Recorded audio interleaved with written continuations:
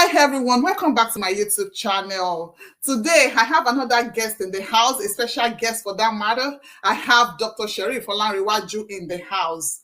Dr. Sherif is a renowned nurse researcher who started his nursing education from Nigeria before coming to the United States of America. Dr. Sherif, good afternoon, and thank you for coming to Global Nurse Stories, for coming to sharing your story. I appreciate you. Despite your tight schedule, you still granted me this interview. Thank you.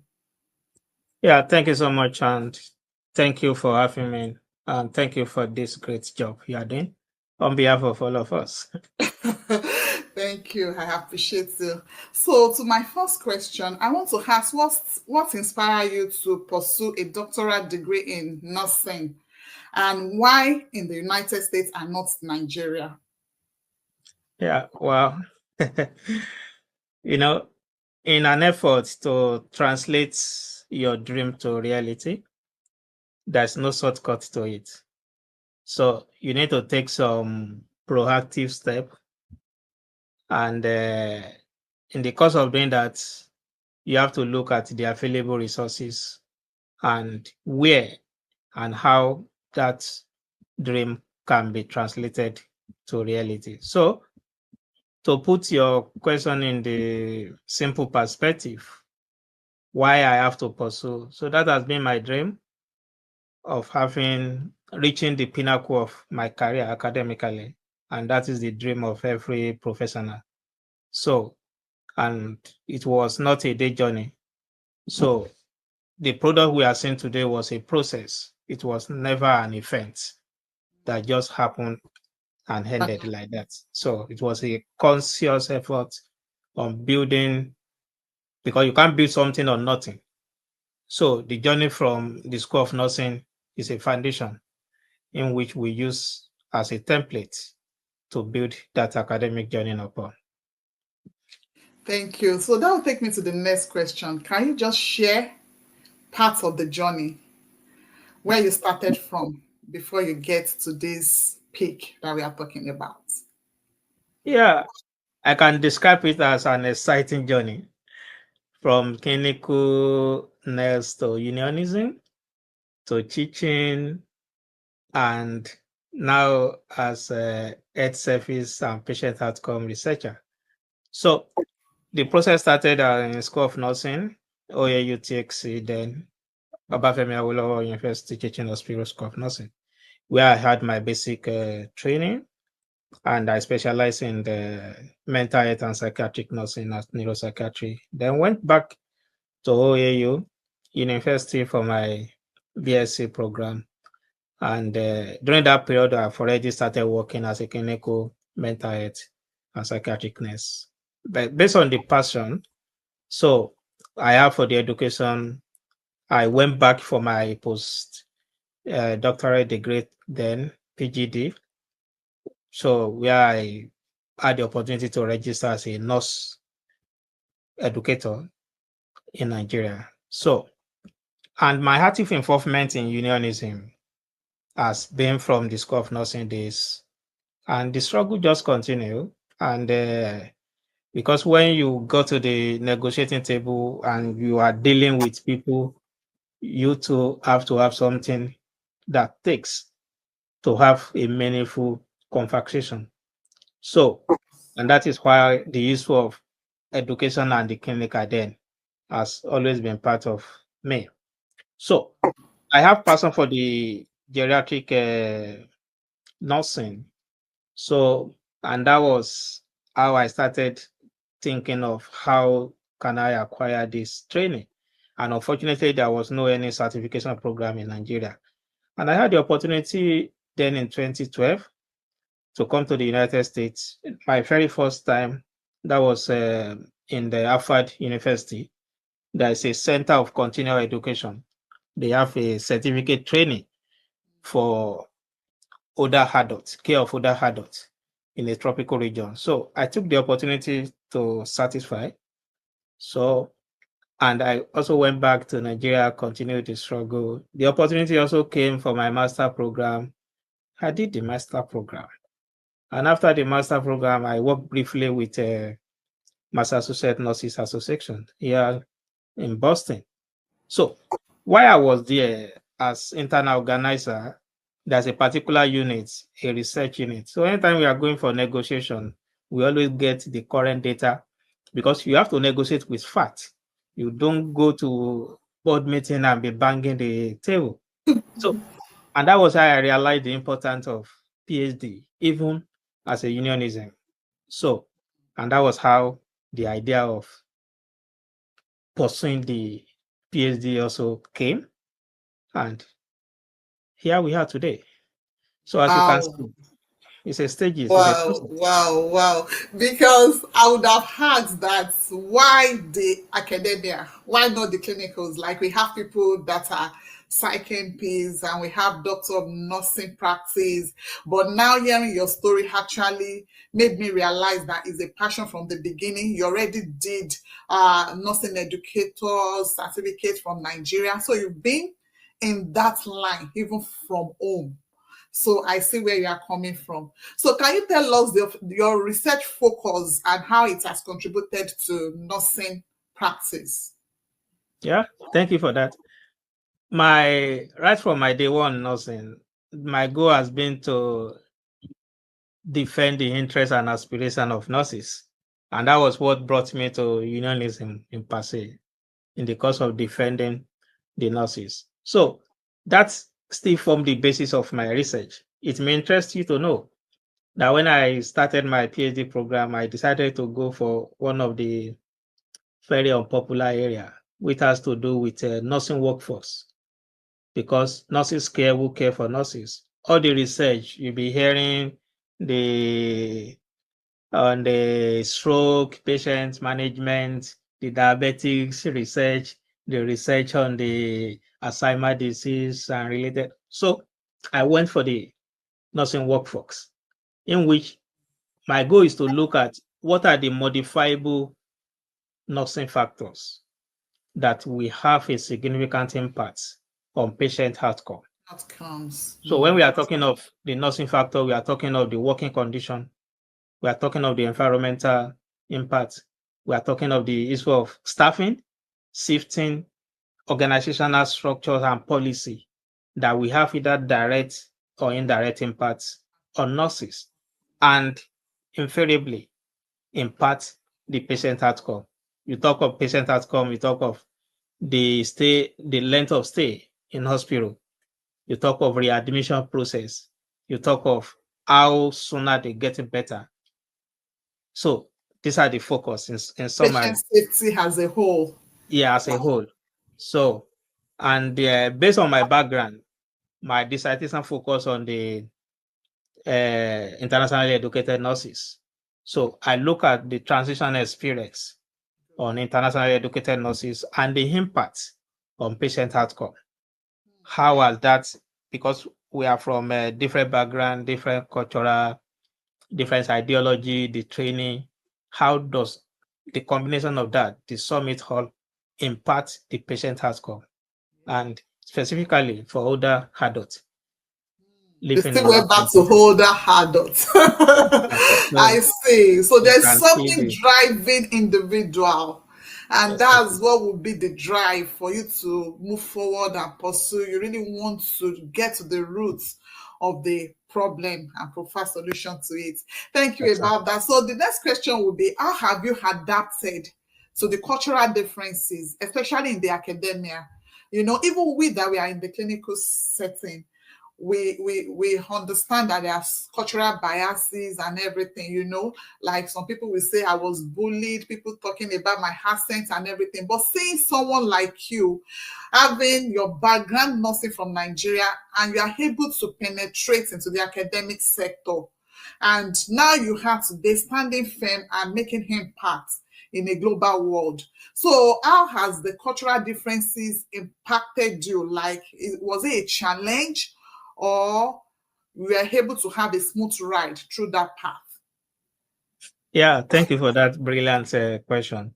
So there's no way we can say it doesn't have any impact. Because you are product of your background, the origin. So who we are today It's a product of our cultural background, the ideology, so to say. But the best way to overcome that is for you to know what you want and never afraid of making a mistake. You understand? Because in life, we learn more from our mistake than from our success story. So you know who you are and be able to don't focus on the disadvantage aspect of, because what people see as disadvantage, it depends on your thoughts, your orientation, and Beliefs. objectivity in defining. So I don't see my cultural as a disadvantage. Rather, I see it as advantage. Let me cite an example, because when I started my research career, the first hypothesis was this is the United States, and the United States is becoming more diverse in terms of population. And for us to get the best out of the healthcare system in the United States, the nurses that are taking care of this patient must be a true representation of the diverse nature of the US population. So if US population is becoming more diverse, we need more diverse nursing workforce Workforce. to get the result. So you will feel better when you are being cared for by people that understand your culture, people that understand your belief. It's therapeutic. You can't take that away from it. So Yeah. this is what I'm bringing to table as Wow. people that have background from other cultural. That You was a understand? smart move. That So, was a smart move. So, so what to me, strategies have you used to build your professional network here? Do we have a lot of Nigerians or Africans in the academia that you are able to network with? Or how have you been able to build a network in the academic section? yeah, thank you. Don't let us make a mistake that you can only succeed within people of the same color. It doesn't work like that, because what people are looking for is results. So to answer your question, what I did is to see excellence in service delivery. When I was working with a mentor as a researcher, I have to believe that I give the best to this project and never been found wanting in the course of discharge of your professional responsibility. So the pivotal is professionalism, then networking. That networking is not only limited to people of same color, people of the same background, but people that share that same vision with you is the best way, irrespective of their background, irrespective of their color differences, So or you guys are so speaking the same language in the world of research. for the And word that of has research. been your common goal that has Exactly. brought you together. So you speak the language of research, not you Of research. speaking Yoruba or Hausa or Igbo. So Yeah. you have Hispanic, things in common. non-Hispanic. Exactly. Oh, So yeah, that I'm is it. learning. It's good to be with That is, academic person. I'm actually learning from our discussion. And I yeah, know my audience too that are hearing you. Some people are afraid. That's why I want to bring people to the world that our dreams are valid. If you can do it, I can do it. When people definitely. see their person making waves, as in being out there, doing great things, impacting. The major thing is for us to impact our world wherever we are. Now, yeah, with your research, you've been able to get some recommendations, and I know there will be some action plan that are in place for all your recommendations to be put in place. And here we have today, and we are still talking about how our background has shaped us to be who we are today. So, and with your unionism background back home, yeah, you still continue. So, I appreciate that effort in you. Like nothing to deter us from achieving our goals. And thank you, thank you, thank you. So now I want to go to the last question, which is going to be an advice for someone that have this dream that wants to go in the academic line. I know a lot of nurses, foreign nurses, are now in the United States on the clinical side, and people think oh, once you are here, you just have to do clinicals. And I know nursing is in parts. We have the education aspect, the clinical aspect, the research aspect. A lot of people are not actually looking into that research aspect. Do you want to advise them? They want to take the move. And while you're advising, can you give us some advantages, some benefits of more nurses going into research? Yeah, thank you so much. There are a lot of advantage in academic. The flexibility is a key because I design my schedule. I know when to work, when I decide not to work. So that is it. And it also position you to some places because if I still remain in my cubicle taking care of patients, there are some people that in my life I will not ever have the opportunity of meeting in life. But the goal of it is you should know what you are looking for in life. What is your vision? Because people are seeing work now as hobby. If what you are doing is not considered as work, but your hobby, you will be eager, you'll be happy to do your hobby on daily basis. And if you encounter any challenges along the way, it will not have any physical or psychological or emotional impact on you because you see the work as hobby. So the first thing is people don't just do something because others are doing it. Is it part of your hobby? Do you like doing it? So once you are able to get that clarified, the next thing for you is to get a mentor, not a sponsor, because some people come as a mentee, but what they are actually looking for is sponsor. So there are two different things. You understand?